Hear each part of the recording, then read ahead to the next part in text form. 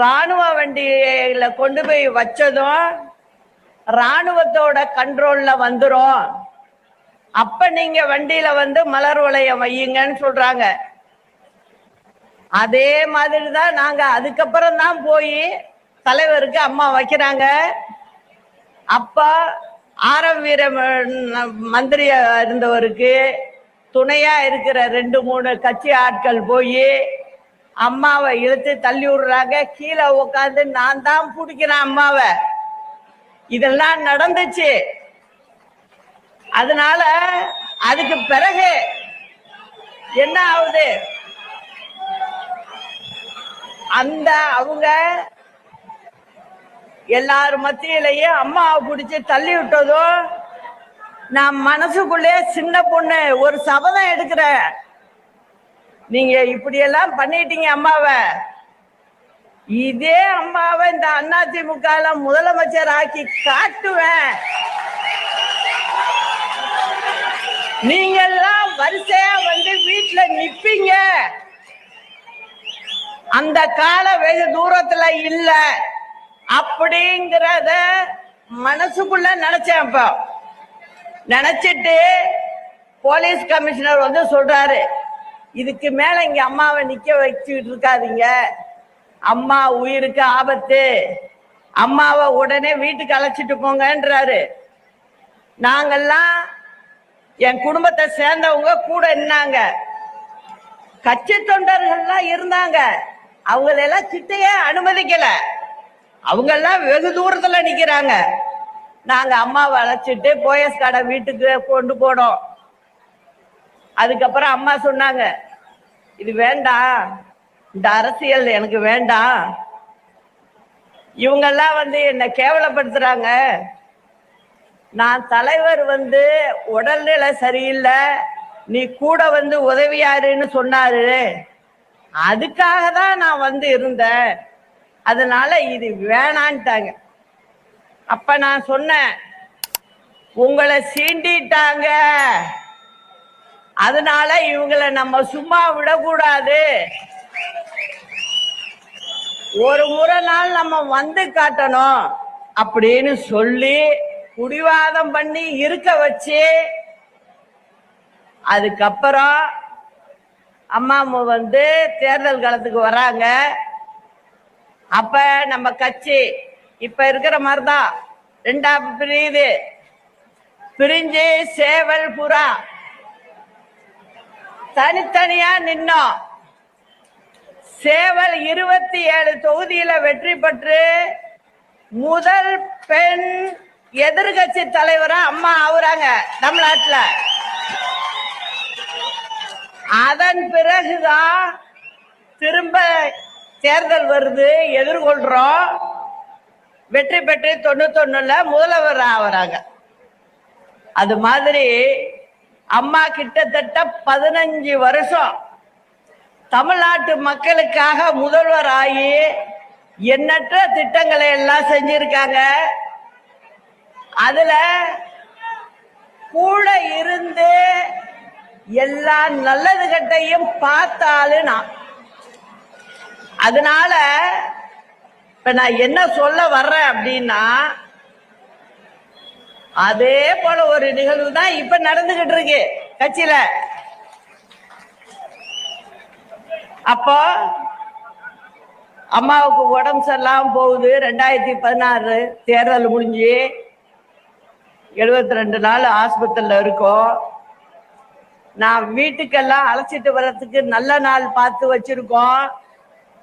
திடீர்னு யாருமே எதிர்பார்க்காத ஹார்ட் அட்டாக் மாதிரி வந்துருச்சு. அதுலதான் அம்மாவுக்கு இப்படி ஆனது. ஆனா வெளியில என்னென்ன கதை கட்டி விட்டாங்க நம்ம எதிரியெல்லாம், இந்த அம்மா தான் கொண்டுட்டு அப்படின்னாங்க. இதெல்லாம் வந்து யாராவது நம்புவாங்களா? நீ வந்து அரசியலுக்காக நீங்க செஞ்சீங்கன்னா அது எப்படி உண்மையாகும்? அது எல்லாத்தையும் நம்ம பார்த்தோம். திரும்ப என்ன ஆகுது, அம்மா மறைஞ்சதும் அன்னைக்கு ராத்திரி நம்ம மந்திரிகள்லாம் வராங்க. வந்து என்ன சொல்றாங்க, சின்னம்மா நீங்க முதல்வர் ஆகிங்க. அப்படிதான் எல்லாரும் வந்து சொன்னது, எல்லா எம்எல்ஏக்களும் வந்து சொன்னது. இது எல்லாமே அந்த தனியார் ஆஸ்பத்திரியில நடக்குது. நான் என்ன தெரியுமா சொல்றேன், நான் வந்து ஒரு அரசியல்வாதி கிட்ட பழகுனா மாதிரி நான் பழகவே இல்லை. என்னோட சொந்த உடன் பிறந்த அக்காவா நினைச்சிட்டேன். அதனால நான் என்ன சொல்றேன், அக்கா இறந்து இப்படி இருக்கு, இப்ப நான் போய் முதலமைச்சரா நான் பதவி வைக்க முடியாது. அவங்களுக்கு செய்ய வேண்டிய காரியத்தை அவங்க முறைப்படி நான் வீட்டுல செய்ய வேண்டியது இருக்கு. அதனால வேணாம், முன்ன இருந்த மாதிரியே பன்னீர்செல்வம் இருக்கட்டும், மற்ற அமைச்சர்கள்லாம் அப்படியே இருக்கட்டும்.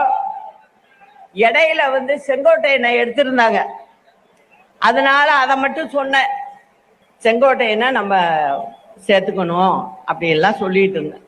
இப்ப இருக்கிறவங்க முதல்ல பதவி ஏத்துருங்கன்னு சொல்லி நைட்டே போய் ராத்திரியே போய் பதவி ஏற்கிறாங்க. இதான் நடந்துச்சு. ஒரு வாரம் 10 நாள் ஆச்சு. பன்னீர்செல்வத்து மேல ஒன்னும் குறை இல்லை, அவரு ஒழுங்காதான் அவரு போயிட்டு இருந்தாரு. ஆனா சுத்தி இப்ப இருக்கிற கும்பல் இருக்குல்ல அங்க, அதெல்லாம் என்ன பண்ணுது, வந்து என்கிட்ட ஒரு வாரம் கூட ஆகல, என்ன வந்து சொல்றாங்க, போயஸ் கடை வீட்டுக்கு வந்து, அம்மா அவர் போக்கு சரியில்லை.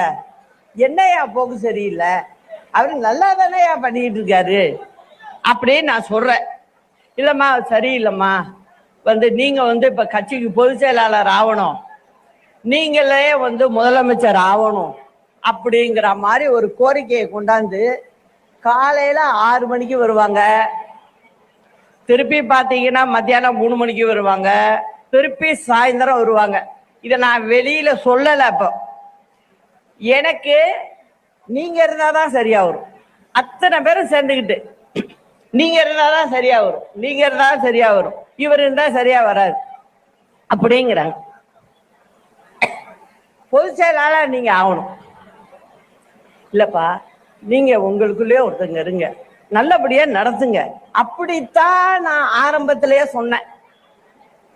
எனக்கு அம்மா இறந்த துக்கம் என்னால மறக்க முடியல, நீங்க நடத்துங்கப்பா அப்படின்னு சொல்றேன்.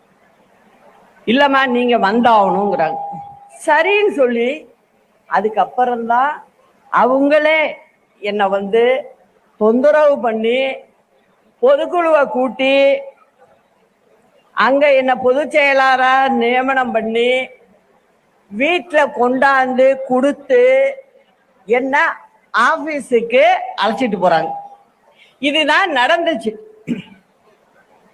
அதுக்கப்புறம் நான் என்ன பண்ணேன், நாங்கெல்லாம் வேலை செய்யற ஆளு, அதனால என்ன பண்ணேன், பேச்சாளர்கள் எல்லாம் மாவட்ட வாரியா வர சொல்லி எல்லாரையும் பாக்குறேன். நான் 2-3 நாள்லயே எல்லாரையும் பார்த்து பேசிக்கிட்டு இருக்கிறேன்.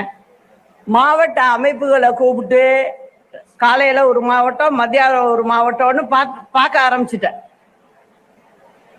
இது மாதிரி நடந்துகிட்டு இருக்கு. திருப்பி வந்து அதே குறை அவர் மேல, அவரையும் கூப்பிட்டேன் ஒரு நாள், பன்னீர்செல்வத்தையும் வர சொல்லி, அமைச்சர்களா இருக்கிறவங்க அத்தனை பேரையும் வர சொல்லி, போயஸ் கார்டை வீட்டுக்கு எல்லாரையும் ஒன்னா உட்கார வச்சு, என்ன பன்னீர்செல்வம் செய்யறாரு சொல்லுங்க, நேரா சொல்லுங்க, நான் கேட்கணும் அப்படிங்கிற. இல்ல நாங்க இதோ போய் கேட்டோம், ஏதோ ஒரு போலீஸ் அதிகாரிய மாத்தணும்னு ஒரு மந்திரி சொல்லி இருந்திருக்காரு. அவர் நல்ல அதிகாரி இல்ல, அம்மா இருக்கும் போதே ஒதுக்கி வச்ச மனுஷன். நான் டக்குன்னு சொன்னேன், அம்மாவே சரியில்லைன்னு சொல்லி ஒதுக்கி வச்சவரை எப்படி போட முடியும், அதுல ஒண்ணு தவறு இல்ல பன்னீர்செல்வம் சொன்னதுல அப்படின்னு நான் அந்த மந்திரிக்கே எடுத்து சொல்றேன். இதெல்லாம் போய் ஒரு குறையா சொல்லலாமா அப்படின்னு சொல்றேன். அம்மாட்ட ஒரு பழக்கம், போலீஸ் டிபார்ட்மெண்ட்ல கட்சிக்காரவங்க தலையீடு இருக்கக்கூடாது, அப்படிதான் நடத்தினாங்க. அதனாலதான் திருட்டு இல்ல, பிரச்சனைகள் இல்லாம இருந்தது. மந்திரிகளுக்கு அது வேலை இல்லை. போலீஸ் ஸ்டேஷன்ல யார போட்டா உங்களுக்கு என்னம்பாங்க அம்மா. நானே என் காதால கேட்டிருக்கேன். அதனால நல்ல அதிகாரிகளை தான் போடணும்ன்றுவாங்க. அம்மா இல்லை என்னன்னா அவங்க சீட்டை கொடுத்து போடுன்னு இருக்காங்க. அவரு என்ன சொல்லியிருக்காரு, இல்ல அது அம்மா சொன்னது, அது அப்படியே தான் போகணும்னு இருக்காரு. அவர் மேல அதுல தப்பு இல்லை. நானா இருந்தாலும் அதை தான் செய்வேன். இப்படி ஆச்சு. அவர் ரொம்ப நெருக்கடி கொடுக்க ஆரம்பிச்சுட்டாங்க அவருக்கு. அவராலையும் வெளில சொல்ல முடியல. அதுக்கப்புறம் பார்த்தேன், இதை எப்படியோ விட்டுட்டு போனா பிரச்சனை பெருசாகும் அப்படின்னு சொல்லி அதுக்கு பிறகுதான் நான் ஆகுறேங்கிற முடிவுக்கு வந்தேன். இல்லைன்னா நான் வந்திருக்க மாட்டேன். பொதுச் செயலா இருந்து நான் கச்சா பார்த்துக்கிட்டு இருந்திருப்பேன். ஆனா இந்த பிரச்சனை உள்ளுக்குள்ள புகஞ்சதுனால இதை தடுக்கிறதுக்கு ஒரு வழி இதுதான் அப்படின்னு முடிவு பண்ணி தான் நான் ஒத்துக்கிட்டேன். அதுக்குள்ள பன்னீர்செல்வத்துக்கு என்ன ஆச்சோ தெரியல. அவருக்கே தெரியும், எல்லாரையும் வச்சு ஒன்னா வச்சுதான் பேசுற.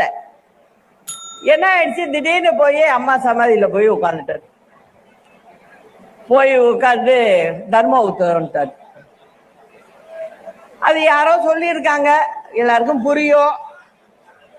ஏதோ கேட்டு அவரு ஏதோ பண்ணிட்டாரு. கடைசியில அதே இன்னை வரைக்கும் அவருக்கு சிக்கலாயிடுச்சு. அது வேற. அதனால இந்த மாதிரி ஆணிச்சு பிரச்சனை. அதுக்கப்புறம் எங்க கேஸ் முடிச்சு நாங்களே மறந்துட்டோம். தீர்ப்புக்கு வெயிட் பண்றோம். 1 வருஷத்துக்கு மேல இருக்கு. திடீர்னு பாத்தீங்கன்னா நான் போய் லெட்டர் கொடுத்துட்டேனா முதலமைச்சர்னு, கவர்னர் ஆளே இல்ல, வெளில போயிட்டாரு. அதுக்கப்புறம் என்ன பண்ணோம், அதுக்குள்ள தீர்ப்பு வருது, சீக்கிரமா வருது, 4 ஆண்டு சிறை தண்டனை அப்படின்னு வருது. நான் அதுக்கெல்லாம் பயப்படல. நான் அதுக்கு பயப்படல. என்னோட கவனம் பூரா என்ன இருந்தது, கவர்மெண்ட கலைக்க விட்டுற கூடாது, நம்ம கவர்மெண்ட உட்கார வச்சுட்டு போடும். அந்த பொறுப்பு அதிகமாயிடுச்சு எனக்கு. அதனால என்ன பண்ண, தீர்ப்பு வந்தது, 1 வாரம் டைம் கொடுக்க சொல்லு, எனக்கு இங்க வேலையெல்லாம் இருக்கு, முடிச்சுட்டு வரணும்னு. அங்க டெல்லியில உள்ள ஜட்ஜி என்ன சொல்லிட்டாரு, கொடுக்க முடியாது, நாளைக்கு சாயந்தரம் 6 மணிக்கு பெங்களூர் ஜெயிலுக்கு போய் ஆகணும் அப்படின்னு சொல்லிட்டாரு. உடனே என்ன பண்றேன், உடனே எம்எல்ஏக்களை கூட்டி உட்கார வச்சு நான் பேச வேண்டியதெல்லாம் சொல்லி, இப்ப இருக்கிறார் இல்லையா, இவரை முதலமைச்சரா தேர்ந்தெடுத்தோம். நான் பேரை சொல்ல கூட விரும்பல, எனக்கு வரமாட்டேங்குது.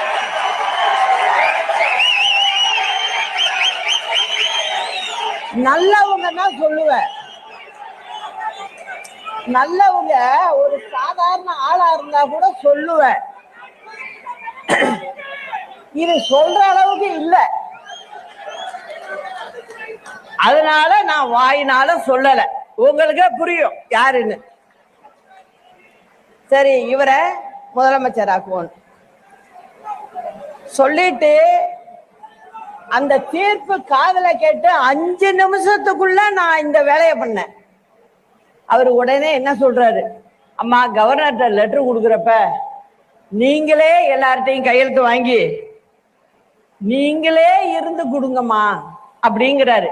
அதனால உட்காந்து அம்மா போட்டோ வச்சு சத்தியம் பண்ண சொல்லி எல்லார்கிட்டையும் கடிதத்தை வாங்கி அதுக்கப்புறம் கொடுத்து நான் கையெழுத்து போட்டு கவர்னருக்கு அனுப்பிச்சு விட்டு மறுநாள் காலைல 11 மணிக்கு பெங்களூருக்கு போனேன். இதுதான் நடந்தது.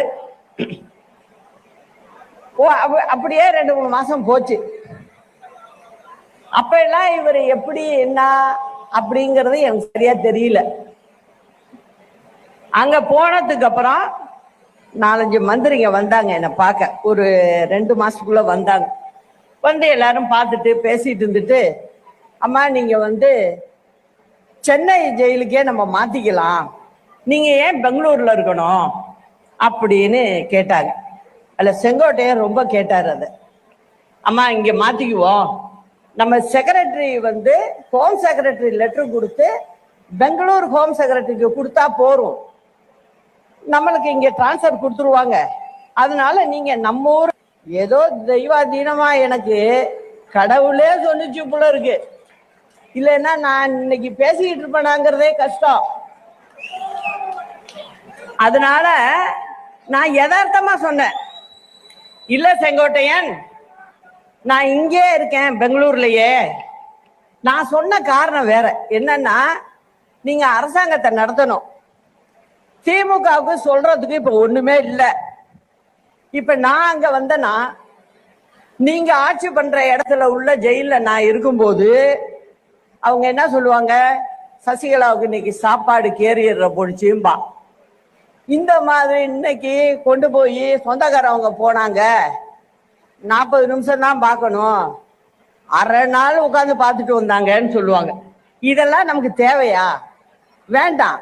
நீங்க ஆக்கப்பூர்வமான வேலையை பாருங்க. மக்கள் வாக்களிச்சிருக்காங்க, நம்ம வேலையை பார்க்கணும். அதனால வேணாம், நான் இங்கே இருந்துட்டு வந்துடுறேன் அப்படின்னு சொல்லி வேண்டான்னு சொல்லிட்டேன்.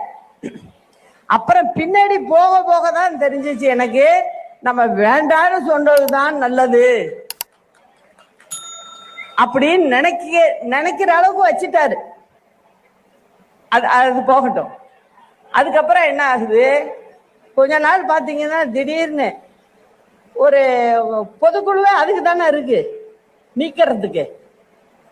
அதனால என்னன்னா உடனே ஒரு பொதுக்குழுவை கூட்டி என்ன நீக்கிறாங்க.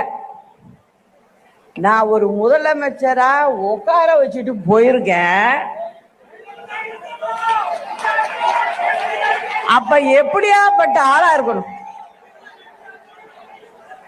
என்ன நீ வந்து ஒரு பேப்பரை தூக்கி போடுற மாதிரி போட்டா எப்படி இருக்கும்? நான் எப்போதுமே கோபத்தை காட்டுறதே இல்லை. அது தலைவரோட பழக்கம். அது நான் தலைவர்கிட்ட ஒரு 3-4 வருஷம் பேசிட்டு இருந்திருக்கேன். அப்ப சொல்லுவாரு, அவரு சொல்றது ரொம்ப பதிஞ்சு போச்சு அப்போ எனக்கு. அதனால நம்ம எடுத்தோம் கவுத்தோன்னு இருக்க கூடாது, அதனால இதை விட்டு தான் பார்க்கணும் அப்படின்னு சொல்லிட்டு சரி நம்ம பார்த்துக்குவோம் அப்படின்னு சொல்லிட்டு விட்டுட்டேன். ஆனா அதுக்கப்புறம் என்ன ஆச்சு, உள்ளர பாத்தீங்கன்னா நான் வந்து வெளியில சொல்லலை இது வரைக்கும். என் வீட்டுல உள்ளவங்களுக்கு யாருக்கும் தெரியாது. இன்னைக்குதான் எனக்கு நடந்தத இந்த பக்கம் உள்ள உங்கள்கிட்ட எல்லார்ட்டையும் சொல்லணும், தமிழ்நாட்டு மக்களுக்கு இது தெரியணும் அப்படிங்கிற முடிவுல தான் இன்னைக்குதான் நான் வாயை திறந்து இதை சொல்றேன். இதுவரைக்கும் யாருக்குமே தெரியாது என்ன நடந்தது. அங்க உள்ளர பாத்தீங்கன்னா டெய்லியே எனக்கு பிரச்சனை. இவர் இங்க இருந்துகிட்டு அங்க உள்ளவங்களோட பேசிக்கிட்டு ஆபீசருங்களை எல்லாம் கையில போட்டுக்கிட்டு, நான் உக்காந்தா தப்பு, அங்க நின்னா தப்பு, இப்படிதான் அந்த ஜெயிலையும் நான் இருந்துட்டு வந்திருக்கேன். அதுக்கப்புறம் என்ன ஆகுது, இடையில வந்து என்னுடைய கணவருக்கு உடம்பு சரியில்லை, பார்க்கணும்னு கேட்கிறாரு. அதனால வந்து பரவல் கொடுங்க, விடுப்பு கொடுங்க அப்படின்னு சொல்றாங்க. அப்ப அந்த ஆபீசருக்கு நம்ம வக்கீல் போய் லெட்டர் கொடுக்குறாரு. சாதாரணமா எல்லாருக்கும் கொடுக்கறது 15 நாள் கொடுப்பாங்களாம். அதே போல எனக்கும் 15 நாள் கொடுத்தாங்க.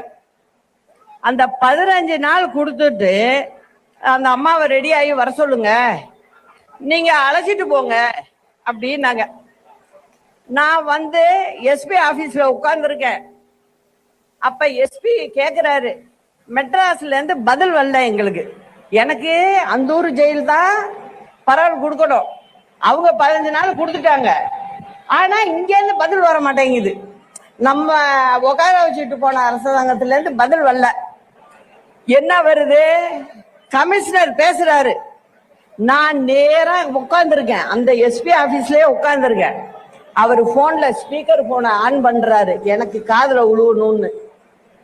ஏன்னா அந்த மனுஷனுக்கு தர்ம சங்கடம் ஆகுது. அவரே என்ன நீங்களும் கேளுங்க என்ன சொல்றாங்கன்னு. எஸ் அங்க கமிஷனர் மெட்ராஸ்ல இருந்து என்ன சொல்றாரு, சார் 15 நாளுக்கெல்லாம் கொடுக்க முடியாது, நாங்க இங்க போலீஸ் இது பர்மிஷன் கொடுக்கணும், 15 நாள் கொடுக்க முடியாது, 5 நாள் தான் கொடுக்க முடியும், 5 நாள் தான் கொடுக்க முடியும், அதுக்கு மேல கொடுக்க முடியாதுங்கிறாரு. அந்த இவரு கேக்குறாரு ஜெயில் சூப்பரண்ட், சார் ஜெயில கொடுக்கறது நாங்க கொடுக்குறோம் 15 நாள், நீங்க எப்படி அதை வேண்டான்னு சொல்ல முடியும், நீங்க போலீஸ் பர்மிஷன் மட்டும் கொடுங்க. இல்ல சார் சிஎம்ஏ சொல்றாரு 5 நாளைக்கு மேல கொடுக்க வேண்டான்னு, அதனால நான் என்ன சார் பண்ண முடியும், நீங்க என்னை பத்தி ஆபீசர்களுக்கெல்லாம் தெரியும் நியாயமா இருப்பேன்னு, நீங்க சின்னம்மாட்டே ஒரு வார்த்தை சொல்லுங்க சார், அவங்க ஒத்துக்குவாங்க சாருங்கிறார்.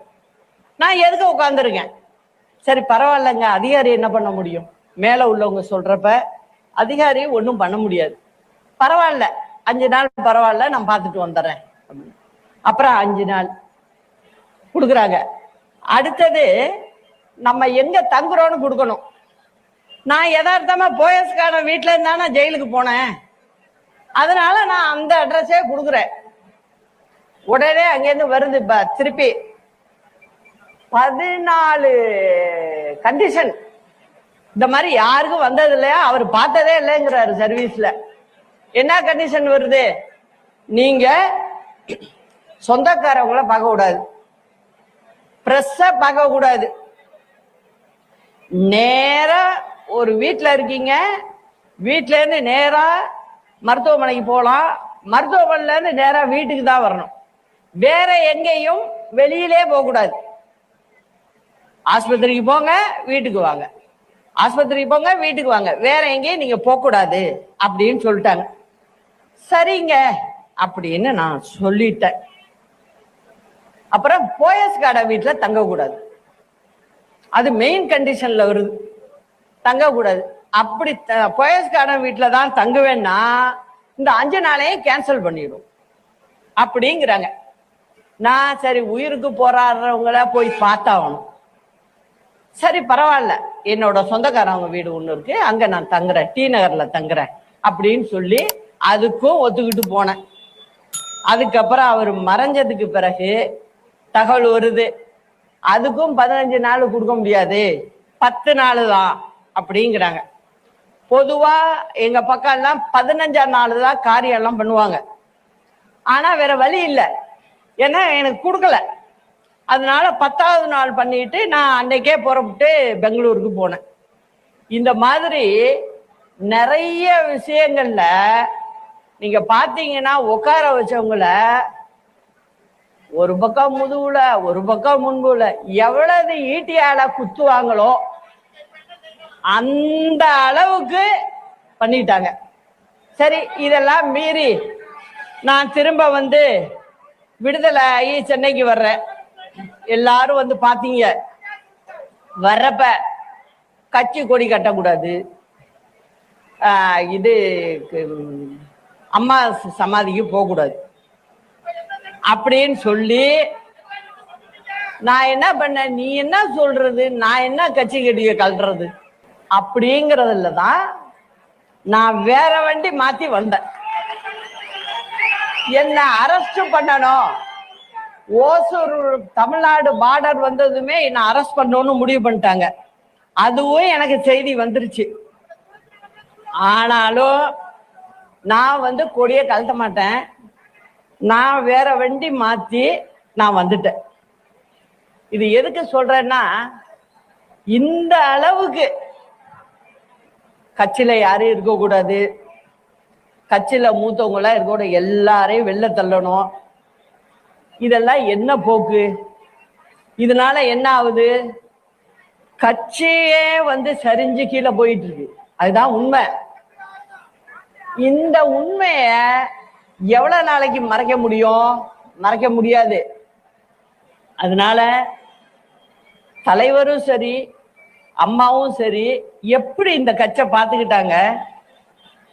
தலைவர் சொல்லுவாரு கொள்கையா கட்சியாங்கிறப்ப ஒரு கட்டத்துல அண்ணா சொன்னாராம், அதை சொல்லி ஒரு கடிதமே போட்டிருக்காரு, என்ன சொல்றாரு? கொள்கை தான் முதல்ல. அதனால இவர் செய்யறது எந்த விதத்திலையும் நியாயம் கிடையாது. முதல்ல ஊர் ஜனங்க எப்படி மதிப்பாங்க? முதல்ல இவரை எப்படி மதிப்பாங்க? எப்படி நல்ல மனுஷன்னு சொல்லுவாங்க? அப்புறம் நான் யோசிக்க ஆரம்பிச்சிட்டேன், இது சரியா வராது. இவரை பொறுத்த வரைக்கும் தான் இருக்கணும்,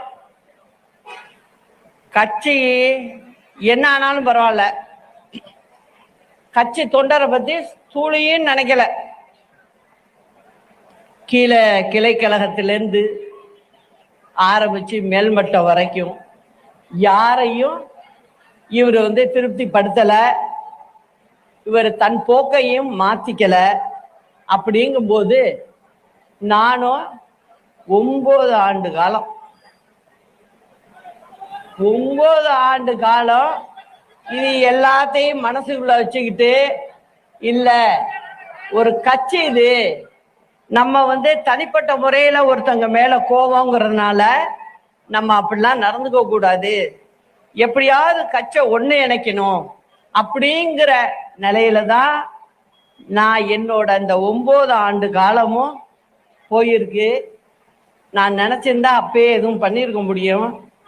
நான் அந்த மாதிரி செய்யலை. காரணம் என்னன்னா, தலைவரையும் அம்மாவும் நினைச்சு இது இப்படி மாதிரி செய்யக்கூடாது. சரி, 21 தேர்தல் வருது. 21 தேர்தல்ல சொல்றாரு, இப்ப உடனே எதுவும் பண்ண முடியாத நேரம், அதனால இந்த ட்ரிப்பு இருக்கட்டும்ங்க, நாங்க முதல்ல பாக்குறோம். சரி, ரைட்டு, அதுக்கும் சரி, நீங்க பாருங்க, ஜெயிங்க, நல்லதுதான் அப்படின்னு சொன்னேன். இது வரைக்கும் பாத்தீங்கன்னா 10 முறை தேர்தல்ல தோல்வியை மட்டும்தான் பார்த்திருக்கோம், வெற்றி பெறல.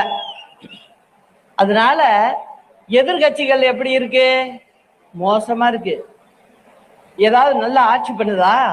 பண்ணல. ஆனா தமிழ்நாட்டு மக்கள் நம்மளுக்கு கொடுக்குற ஆதரவை என்னைக்கு அவங்க மனசுல இருந்து எடுக்கல. ஆள் சரியில்லை, அப்ப அவங்க வேற மாதிரி நினைக்கிறாங்க, இன்னும் திருந்தலையே அப்படிங்கிற நினைப்புக்கு போறாங்க. இப்ப அம்மா இருந்தாங்க, அம்மாவை எத்தனை முறை 13 கேஸ் போட்டாங்க. 13 கேஸ்ல 12 கேஸ்ல நாங்க விடுதலை ஆனோம். தலைவர் சொன்னாரு, என்றும் நல்லவர்க்கு வாழ்வு வரும் நாளை, இது அறிஞர் அண்ணா எழுதி வச்ச ஓலை என்ற புரட்சி தலைவரின் பாடல் வரிகளுக்கேற்ப நாளை நமதே, வெற்றி நிச்சயம், அண்ணா நாமம் வாழ்க, புரட்சி தலைவர் நாமம் வாழ்க, புரட்சி தலைவி அம்மா நாமம் வாழ்க. நன்றி, வணக்கம்.